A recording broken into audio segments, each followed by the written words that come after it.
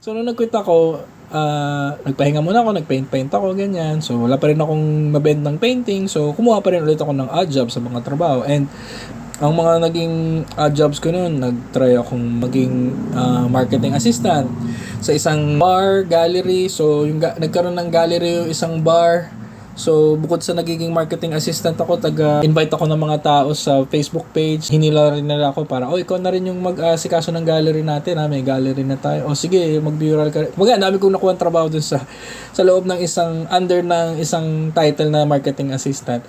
Naging ako, all-around art guy nila doon. Okay. And hindi rin ganun kataas yung sweldo. So, huwag natin mag-usapan yun. Hindi ako bayad dun sa lahat ng ginagawa ko. I was just there. Pero anyway, I just want to point out na itong mga odd jobs na to, yung iba dito, ginawan ko actually talaga ng sarili kong business. What do I mean by that? Aside dun sa pagiging marketing assistant ko, which is another office or let's say another work na may boss ako, ang iba kong ginawang jobs ay nag-start ako ng business ko. Kumbaga, let's say sa shirt business, sa shirt printing, hinila ko yung mga iba kong tropa, gumawa tayo ng shirt business. Okay. So, yung iba dun, small businesses like yung shirt printing, ang una naming pangalan sa shirt business namin is Adjaw Shirts. That was in I think 2009. Tapos let's say 2012, nag-shirt business ulit kami kasi nag-fail yung una, yung Adjaw Shirts. Okay, rebrand tayo. Tawagin na lang nating Brand X. Ayan, yung Brand X naman na shirt business. Tapos, nakabenta rin na kami, pero tinigil ko rin yun eventually. Hanggang sa nirebrand ko ulit ng 2015 na In Wolf's Clothing naman. So, parang, imagine, yung tatlong business na yun, hindi sila lahat nag-workout. Either, wala masyadong bumibili, painsa-isa lang, if ever meron man. And then at the same time, ako rin, hindi ko nagugustuhan yung pag-produce ng work. I want to focus na lang kasi sa pag-produce ng design. Ayoko nang mag-produce ng shirt mismo kasi hassle minsan yung pagka-print. Kuwari, nagpa-print ako ng shirt. Tapos, sa ibang third company ko siya pinagawa. Pinagawa ko siya sa ganitong company. Ipiprint nila. Yung size lang na i-dictate ko. So, isang large, isang small, isang ganyan. Tapos, pagpunta ka sa event, hindi magkakasya doon sa So, parang hassle. Sobrang hassle and may minimum yung company. Marius, dapat 10 pieces lang ang minimum natin. So, 10 pieces. So, yung puhunan ko, hindi ko agad mababalik kasi nga, 10 pieces, hindi sila made to order. So, parang nahirapan ako doon. So, eventually, yung third clothing company ko, yung In Wolf's Clothing, sabi ko, hindi na, ayoko na mag-shirt. Either may lalapit sa akin na sila na lang magpo-produce, tapos design lang kailangan nila. Doon na lang ako ulit mag-yes sa shirt. So, tinigil ko na. So, sipin nyo yun, guys. Yung time na nag-quit ako sa call center at nag-marketing assistant ako in between 2009 and 2015, nakatatlong company ako na shirts. Yung isa with my friends, yung isa I think sa akin lang, and then yung third sa akin lang din. Pero nakatatlong company ako ng shirts. And that's not all, okay? Meron din ako, of course, yung iba kong jobs ay nagmumural. So, nagmumural din ako ng mga request, by request na ganyan, pa-mural daw. So, yun, nakakakuha ka ng matinong bayad doon. Pero that's just like once a month, once or twice a month, ganyan. Tapos, nag-rebrand din kami. Gumawa kami ng friend ko ng company na ang tawag namin Artwork Walls. Parang, we decorate your walls. Parang ganyan. So, another company na nag-fall out din dahil hindi na kami batino ka-business partner ko doon. So, hindi na naging successful. Hindi na rin ako nagmumural ngayon. So, parang nag-fail din yun. Diba? In a way. Tapos, nagkaroon din ako, of course, yung yung comic books ko. Ang title ko doon nung elementary ako, ang tawag ko doon sa comic book company ko is ComX. Com-X. So, comics.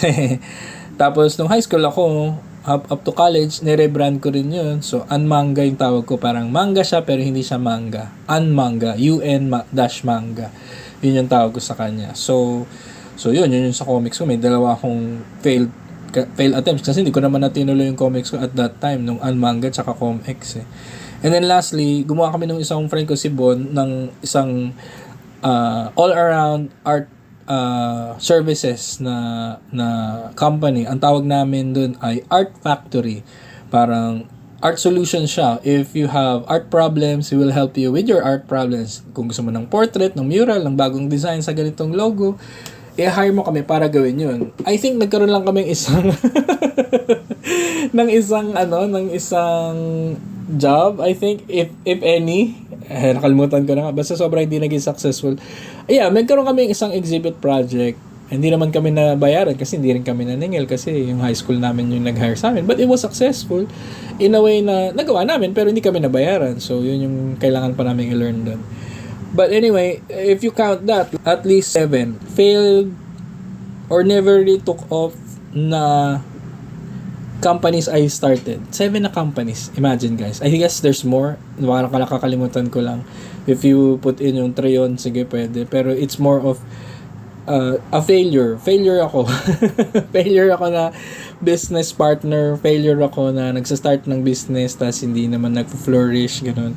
I thought of myself as a failure.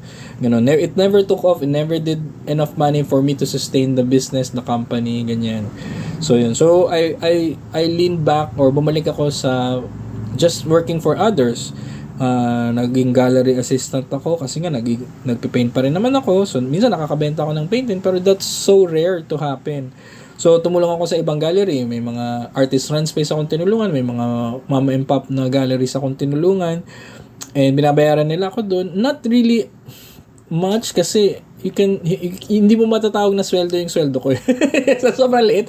It's just more of a, parang minsan tulong na nga lang sa kanila eh. Wala na lang talaga akong bayad. So, it's just volunteering. Parang thank you lang at pakain ng lunch yung binibigay nila.